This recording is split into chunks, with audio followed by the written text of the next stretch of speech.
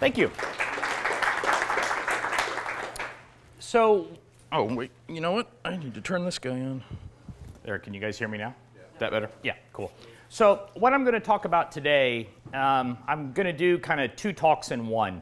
I'm going to talk a little bit about why we're using Erlang at Opscode and what we're using it for. And I'm also, along the way, going to talk about how we're using webmachine to build some REST APIs that are going to be open sourced at the end of the month.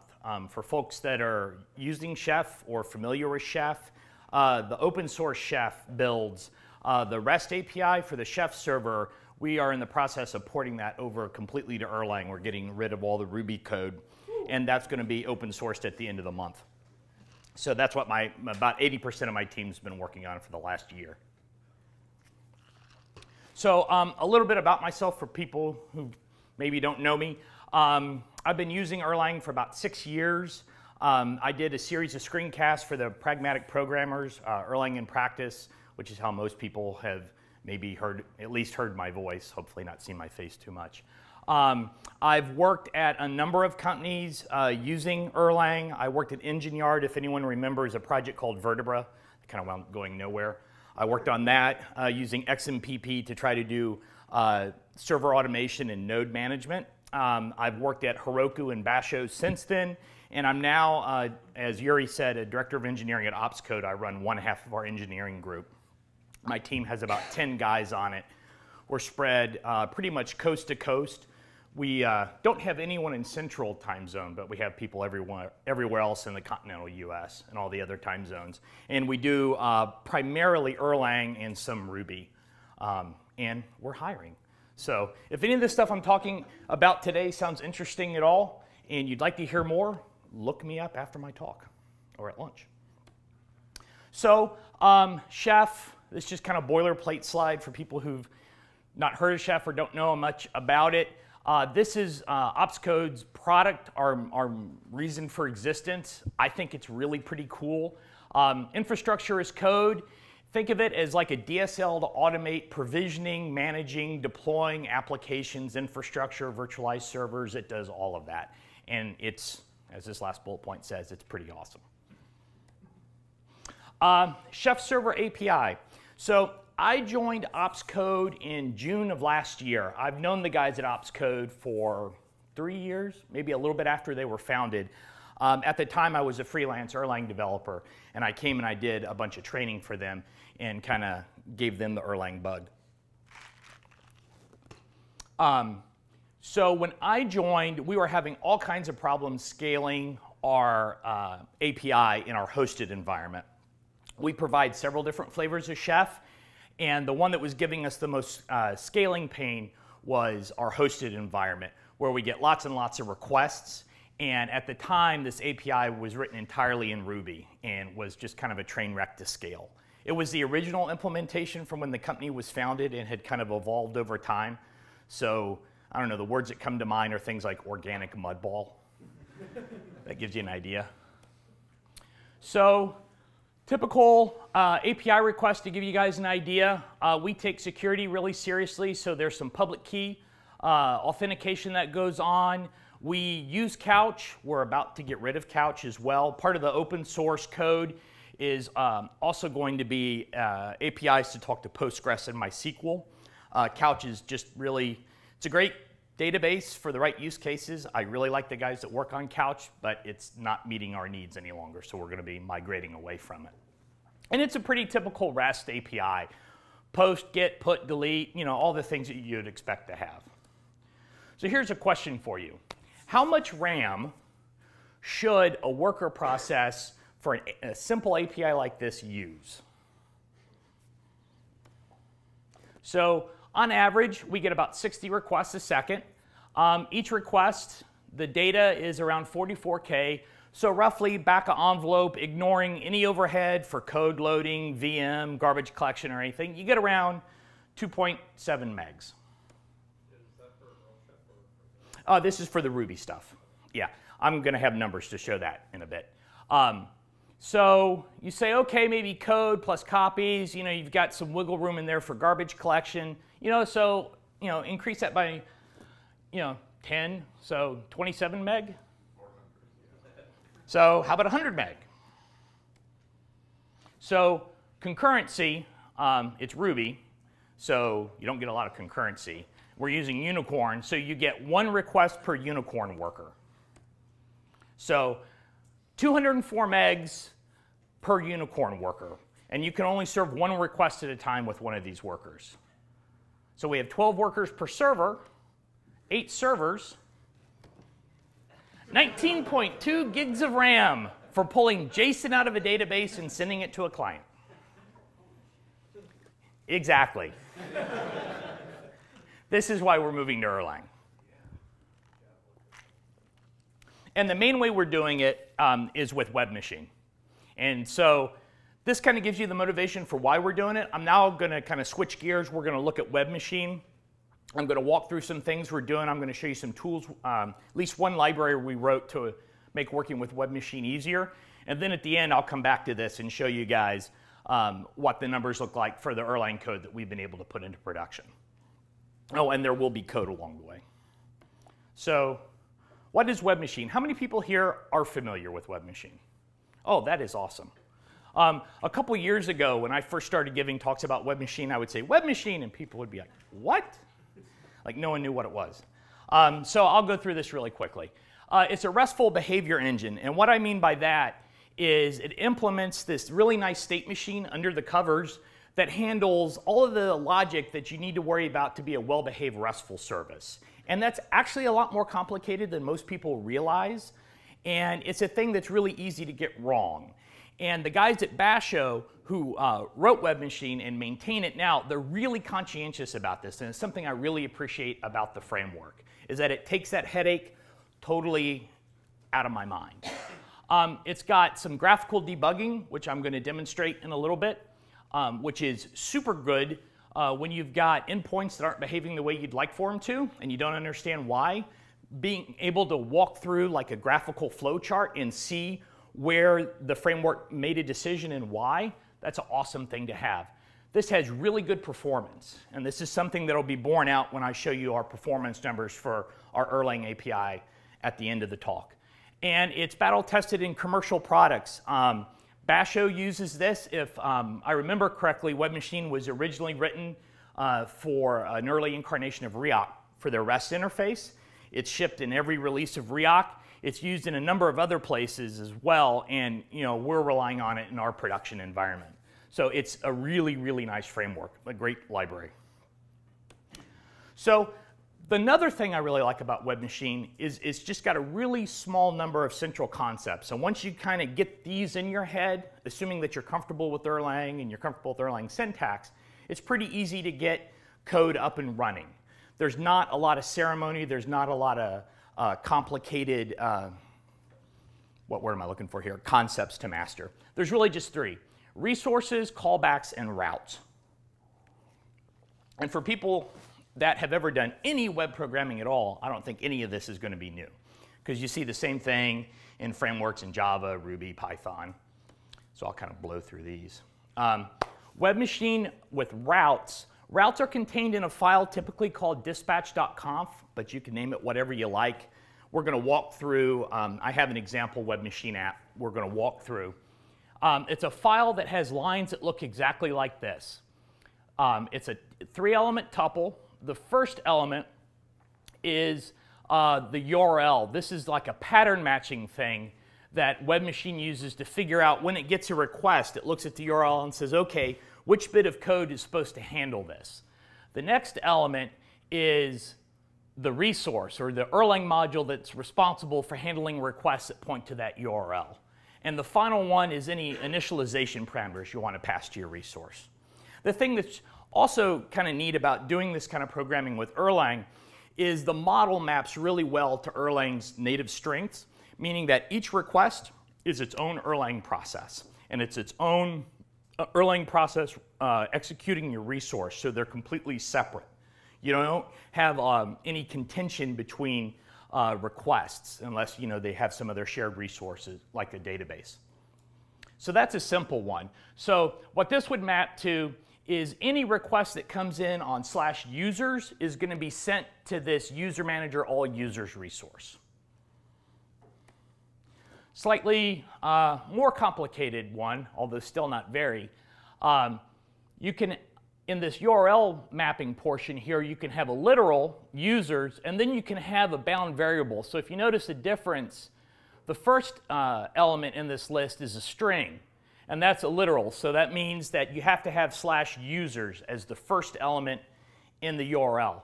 The next one is a bound variable, or I believe webmachine calls this a path info. And this means that this has to be user / and then some other string. And that string will be made available to your resource under a variable. So you'll be able to kind of treat the data that's embedded in the URL kind of like a hash map. So if you know the name of the thing you want to get, you can pull it out really easily. And we'll see code that does this in just a sec. So resources correspond to a single API endpoint. So if you have multiple endpoints in your API, you'll have multiple resources. You can map multiple routes to a single resource, but every single time I've ever tried to do that, I've wound up kind of tying myself in knots, trying to handle the logic from multiple entry points into an API in a single endpoint. So I tend to not do that. There are other ways to get code reuse without having to tie yourself in logical knots. It's implemented as an Erlang module, which should be a no-brainer since this is Erlang Factory Lite. And the module just has a couple of constraints on it to make it a well-behaved web machine resource. It has to include this magic header file, and it needs to implement an init function that takes a single argument at a minimum.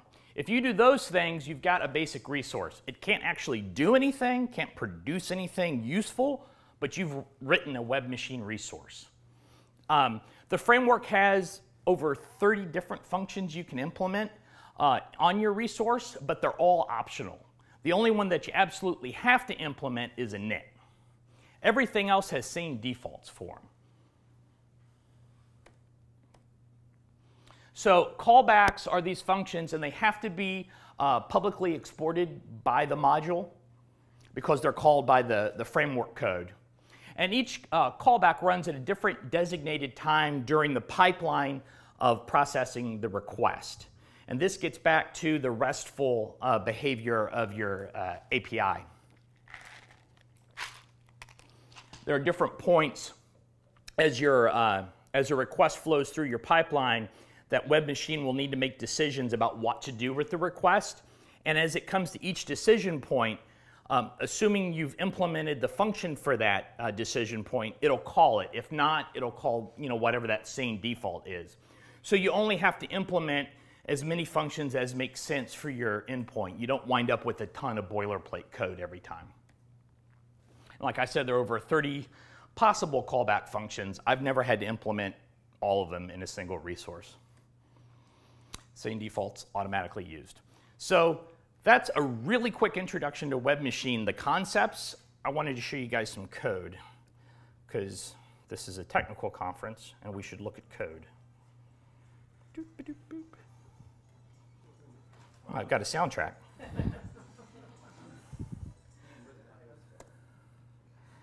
Okay. I'll make that a little bit bigger. Is that big enough? Can you guys read that? Could we turn the light on? Yeah. Yeah, can we turn off these spots right there in the front for a sec? How's that? Okay. So this is I've written an app that manages users. It's not an extremely real-world use case. I was trying to do something much more sophisticated, and the thing always happens that I always say is never going to happen, which is I'm not going to wait till the last minute to get my demo code done for a talk. And I waited till the last minute. So I went with something a little bit simpler that I actually had time to do. So this is a user management app. I'll show you the REST API in action. this first resource, all it does is it looks for a list of users that are stored in an ETS database and returns them as JSON. So we can walk through some of these callbacks here. So you can see first off, it includes the, oh boy, you can't even see that highlight. And Solarized looks so nice on my Mac. So it includes the magic header. It defines a state record, pretty common idiom from things like Gen server. There's an init function. We can skip over what it does. I'll talk about why that logic is there in a bit. And then we can get right into the magic functions. So the first function I normally implement is something called resource exists. Resource exists is one of the first functions that are called in your request pipeline. And if this thing returns false, webmachine automatically sends a 404 down to the client. So in a way, to me, that illustrates kind of how comfortable or how nice it is to work with webmachine, because I don't have to worry about what the right status code is. I just look at the docs and know what the contract is for the function and trust that webmachine's going to do the right thing. So I don't have to grab the request and send a 404 or anything like that. I just return true or false.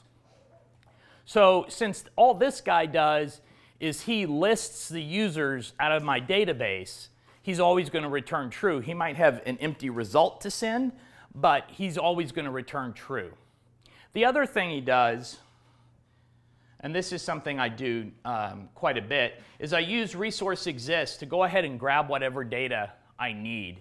So I've written this little Gen server that manipulates ETS tables to expose some kind of app-friendly ways to get and put users. So this function here lists all my users. I use a library called Jiffy to encode that the returned list of usernames as JSON, and then I save that off. I squirrel it away in memory. So I haven't actually generated any output yet, but I have retrieved the data I needed. I've converted it into JSON, and now I've got it in memory. Later on, webmachine calls content types provided. So, well, actually before that it calls allowed methods. So this looks at the methods that the client is sending in. You know, is it a get, a put, a post? And I define what actions I allow to happen on this resource. So if the client, if a browser or whatever has sent in something that's not a get, webmachine takes care of that for me and it sends the appropriate status code down to the client. So I don't have to worry about that. I just define, hey, this is what I support. This is also really nice for simplifying the logic in your resource. Because then if you know that you're only ever going to support a read, then you don't have to do anything else in your resource. It just makes things much simpler. So assuming you've passed through allowed methods, the next function that gets called is content types provided. And this is a really cool thing I really, really like about webmachine. This does content type negotiation automatically for you with the calling client. So if the client called you and to use something from Pavlo's talk, if he was asking for, say, some sort of BSON encoding, and I only support JSON, then webmachine kicks back the right status code to the client, and we're done. None of my content generating functions are ever called. So I don't have to worry about inspecting headers and figuring out if the client is asking for something that I can provide or anything like that. So one of the things you return from content types provided is this prop list. Everyone know what a prop list is? List of two-element tuples. That maps a MIME type to a function, and that function has to be exported. So if the client asks for application JSON, then webmachine knows it needs to call my toJSON function on my module. And so toJSON is actually what generates the output. And it still doesn't actually write to the request. It returns the output to webmachine, and webmachine sends the status code and the content down to the client. So we can see this guy in action.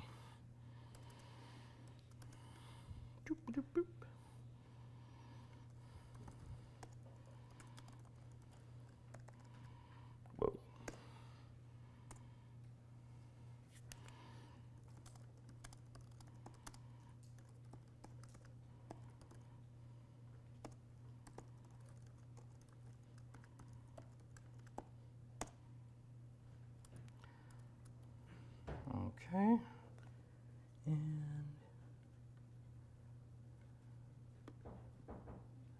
squinch this down a bit.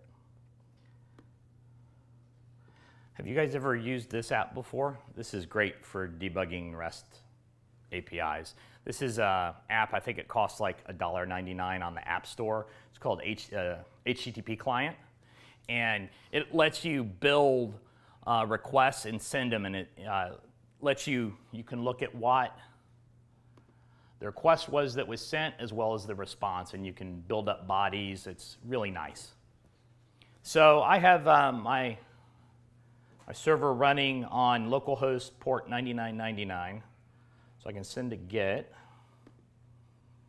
And, wow, that coloring is horrible, but I don't think there's much I can do about it. So it goes ahead and computes a content length. It sets the right content type, even sets a date for me.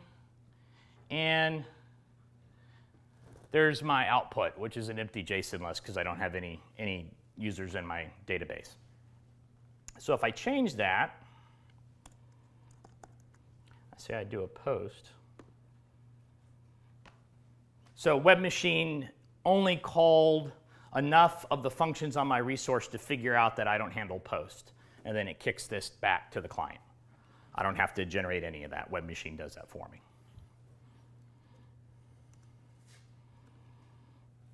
So let's look at another resource.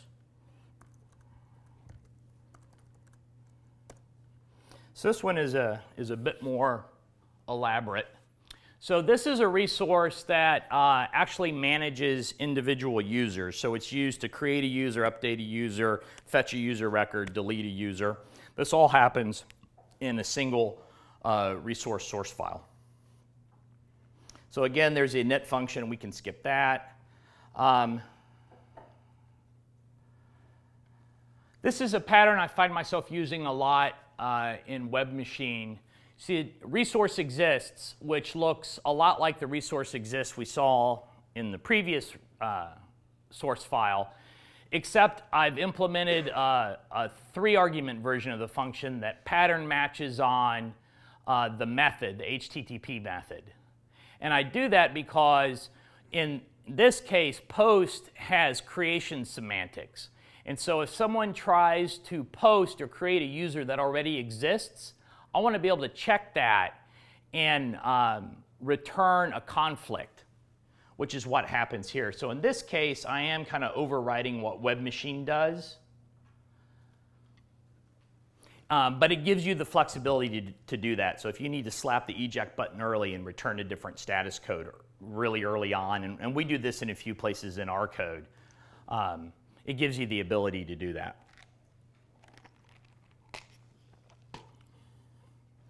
So content types accepted.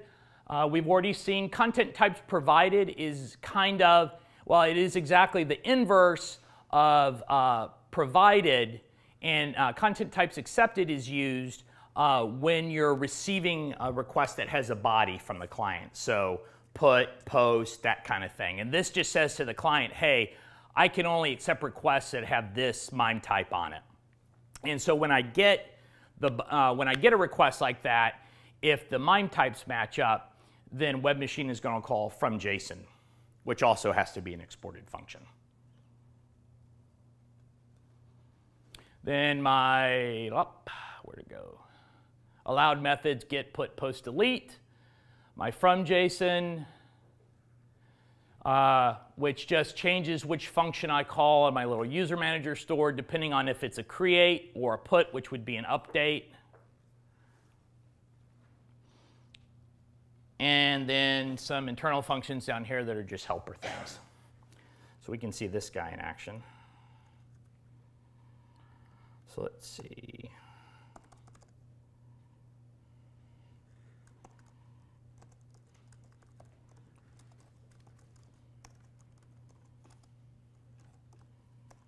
If I could type.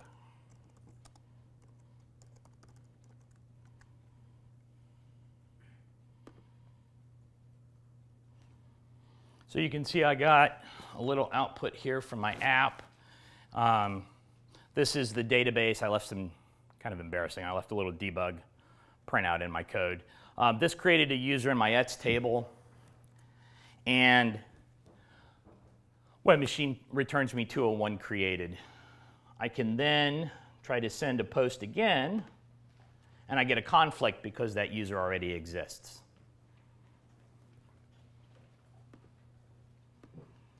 So let's change this to a put, and I'll change my last name since I'm tired of being Smith. Let's pick something that really stands out, Johnson. Almost as generic. And so it did the update. All with all the same code in the resource. So in 92 lines of code, I've got a resource that handles all those different semantics. So I think that's pretty cool. Much less verbose than other web frameworks I've used.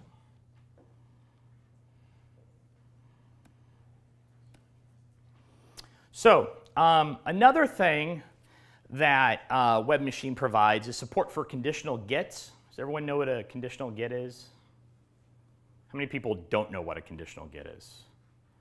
Okay, so a conditional get is when the client sends a GET request and it adds a header either referencing the E tag or the modified date and says only send me data if it's changed or if it doesn't match this E tag.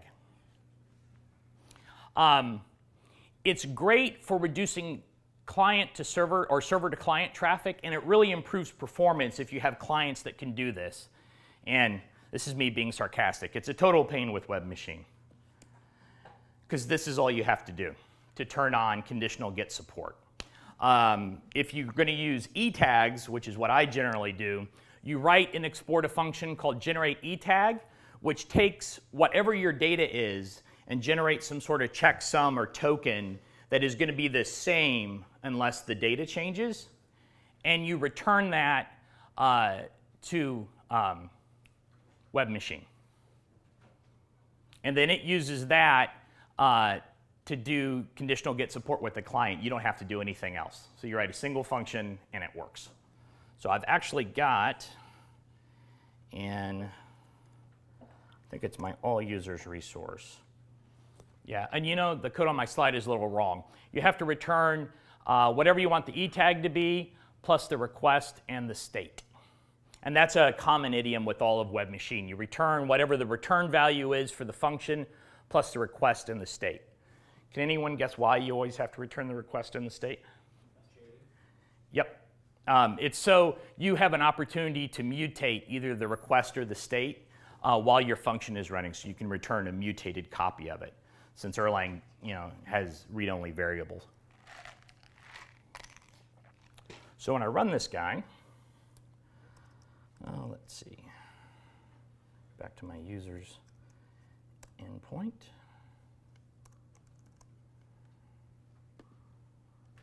Oh, this is a bug in the client. If you send a get with a body, it kind of freaks out.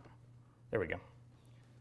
So you probably can't see you can't really see the E tag header name, but this string here, you can see where the cursor's blinking, that's my E tag.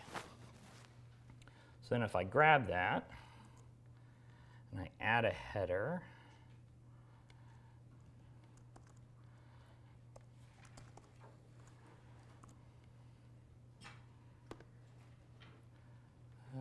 do I need quotes?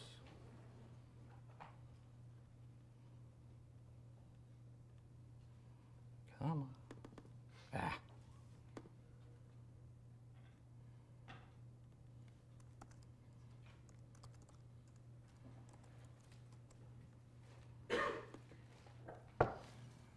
So I sent that E tag in this if none match header from the client, and webmachine takes care of sending the right thing down. So more code I didn't have to write. Just wrote a single function and it turns on. Compressed content also reduces traffic. Gives you faster data transmission times. Gives you a snappier user experience. And it's a total nightmare with webmachine, because this is what you have to write. Oh my God, it's another function. So you write this encodings provided function that gives, you always have to provide at least the identity. Are people mostly familiar with what identity means? It means that same data you pass into the function is the same data that comes out. You know, that anonymous function doesn't do anything. So if the client sends down or sends a request that says, hey, I support gzip encoded content, then webmachine will automatically negotiate that with the client and use this anonymous function to compress the content for me before it gets sent down. So if you have clients that support both conditional gets and compressed content, you can write two functions and turn that on, which is kind of cool. That be actually shorter, just refer to the gzip function and that's it? Oh, yeah, yes, absolutely. Yeah, you could just do fun, yeah, exactly. Yeah. Do you have to define this in each resource? Can you do it globally? Is it? So the way webmachine works is, yes, you do, but that's one of the one of the very few pain points we had using webmachine, and so I'm going to show you something we did to get around that. Okay. But yeah, you do. The thing is that these functions have to be present in the resource for webmachine to call. Good. Can you compose them from other modules then, I guess? Yep, which is what I'm going to show. Good question, though. Any other questions before I go on? Okay. So let's see. We've already done that code. So I'll get actually to your stuff next. Drying up the endpoints. One of the things we ran into was a lot of code duplication. Because our API is quite wide and sprawling, because it's evolved over time, we have, I don't know, how many resources do we have now? Do you know? A bunch? Probably 10, 12 at least. So here's a cautionary tale for you. You write a couple of endpoints in webmachine, and they work great. Your users are happy, your boss is happy, you're happy. Life is good. Then, the world wakes up and notices your app. User signups increase by an order of magnitude. API use goes through the roof. Servers catch fire. Network connections are choked with traffic. Dogs sleep with cats. It's the end of the world. And eventually you get this. Are you guys familiar with this website, by the way, the profoundprogrammer.com? Epic is the only word I can use to describe it. It's like someone read my mind and made these images. It's awesome. There's a whole bunch that I'm not going to put up on here because they have some not so nice words in them, but take a look. So you have an outage, your servers melt down, you say, all right, well, we need to monitor API performance, you say to your team. You say, we'll instrument all the endpoints to log to Graphite so we get a nice visualization and we can see exactly how long operations are taking. Now you have end problems. Because what you're going to do, your first try, is going to be sprinkling all this instrumentation code like rabbit droppings all throughout your code base. And then you're going to want to make a change to how things are logged, and you're going to have to touch all your resources all over your code base. I only know this because we've done it. And ultimately, this is what you'll wind up with. What's really cool about this picture is not only is this like it's supposed to be a professional grade wiring closet, because you can see the rack mounted equipment back here, but there are tiny little like at-home hubs dangling up there towards the top, which I think give it an extra touch of class. Yeah, exactly. That's actually what's holding the rack up. So boilerplate code sucks. Code duplication sucks because it's repetitive, because you get these, we joke around at work calling them copy pasta errors, where you cut and paste code from one module to another. And in Erlang, especially with the way the punctuation changes, if you've got more than one fun head, this is a fun way to spend time chasing compiler errors. And it's also repetitive. And it's a total pain in the ass. And it's also repetitive. We still have to some degree a whole bunch of this, and it's only recently that we've decided to do something about it, and really that's motivated by the fact that we're going to be opening this code really soon. So one of the guys on my team calls this controlling for embarrassment, which is a term I really like. So when you open code, you want to at least look like you know what you're doing. So I wrote a little library called Mixer, and it implements really basic mix-ins for Erlang, which is in some ways kind of nasty because like mix-ins in Ruby, we have a lot of Ruby code. How many people like monkey patching and mix-ins? You people are sick and wrong. Seek help. It's like spooky action at a distance. It's horrible stuff. Yeah. Written by short bus kids. So what this allows you to do is reuse entire functions with minimal typing. There's no runtime overhead because it runs as a parse transform. You guys familiar with parse transforms at all? You are? Well, for people who don't know what a parse transform is, Lisp has macros. That is a really elegant, nice syntax for generating code. Allows you to write some really elegant designs. Erlang has parse transforms, which are the same in spirit, but which means you get to go mano a mano with the Erlang AST. I lack the words to describe how fun this is. It's one of those things, you're lost in an array of tuples, all which look alike. You've been eaten by a grue. It's like that. But once you get it working, they're great. And I'm going to show you what the syntax looks like. The thing I really like about Mixer, the way we ended up, we did 4 different iterations trying to get this right. So this is our 4th try at it. The syntax we came up with is really explicit, and it's really easy to reason about. You can look at a file and see exactly where the functions come from. And as long as you're not doing something like mix-ins of mix-ins of mix-ins, where you like hate yourself and you hate life and you just smacked your mother around, you'll be good. So let's look at some code.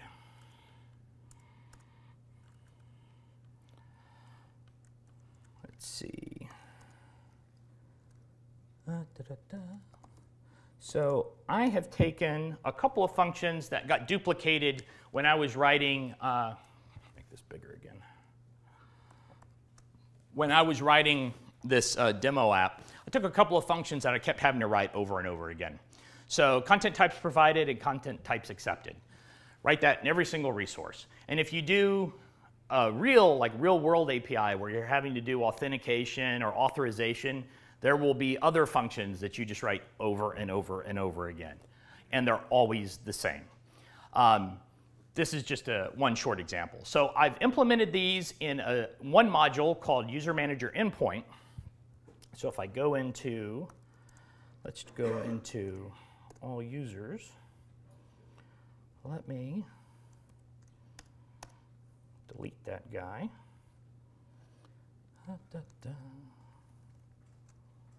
Delete that guy.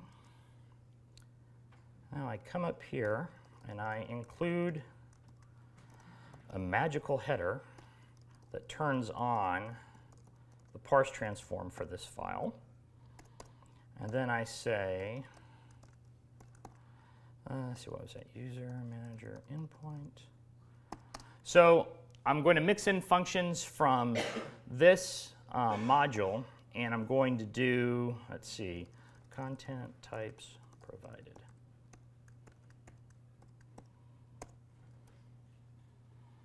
So the syntax supports 2 different variations. One, you can have tuples of a module and multiple functions. And then you can have, stack those up because this is just a prop list. Another way to do it is to have multiple mix-in attributes in the same file. So let me come out of here. Compile this guy.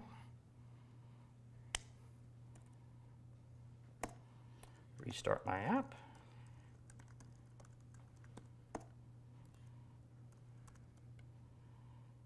Let's get rid of that header.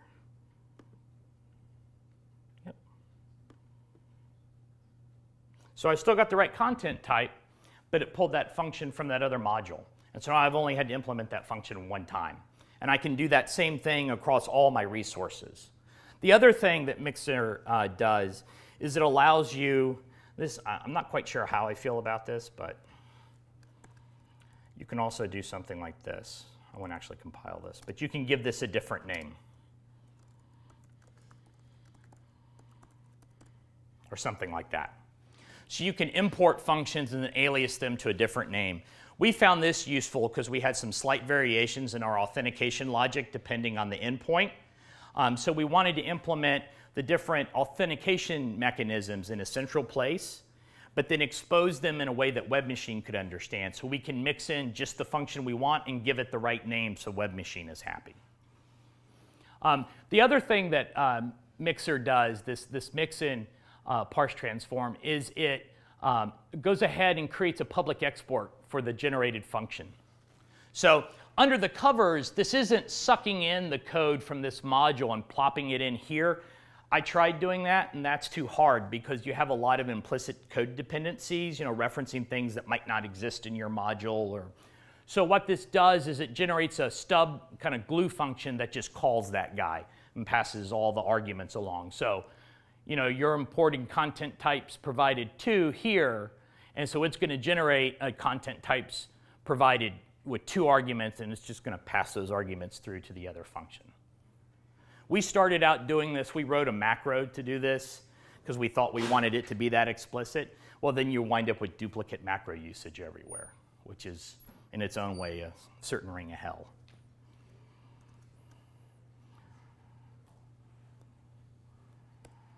So that's what we've done with webmachine. And so now the part I'm sure you guys are waiting for. How did we do? So in our production hosted environment, we have 2 of our heaviest used endpoints converted over to Erlang. We have most of the other endpoints converted over, but we haven't deployed them yet because deploying them means this fairly lengthy data migration exercise, and we've just been delaying that because it's kind of like eating your broccoli. So idle, an Erlang, a complete OTP release running our web machine app uses 19 megs at idle, whereas a Ruby idle VM uses 100 megs. And loaded, so serving requests, 75 versus 204. And this isn't even really an apples to apples comparison because that Ruby process is only handling 1 request at a time, and this Erlang process is handling lots of requests. So across all the machines in our web farm, we're using less than 1 gig of RAM with Erlang and 19.2 gigs with Ruby. Kind of cool. Oh, all this without any performance tuning. So when I started, I had a team of myself and 2 other guys that were reasonably comfortable with Erlang, and we've been hiring as we've gone. So I've gone from myself plus 2 guys to we're up to 10 now. None of these guys, except for the original 2, really knew Erlang at all, and so they've been learning it as they go. So you can imagine there are probably a lot of optimizations we could make here. This is all just, I mean, it's good code, but there's been no optimization pass taken over it at all. So I'm sure there's plenty of opportunities to make this even better. And then finally, I'll leave you with this graph. This is CPU usage on one of our machines, and that big kind of line in the middle is when we did the deploy and switched our Nginx load balancer rules to point at Erlang, which was running on the same box that the Ruby API was also running on. So we went from 100% CPU, this is, I think these are 4-way machines, down to, 70-ish, something like that. Just by cutting the same amount of traffic just being served by Erlang instead of Ruby.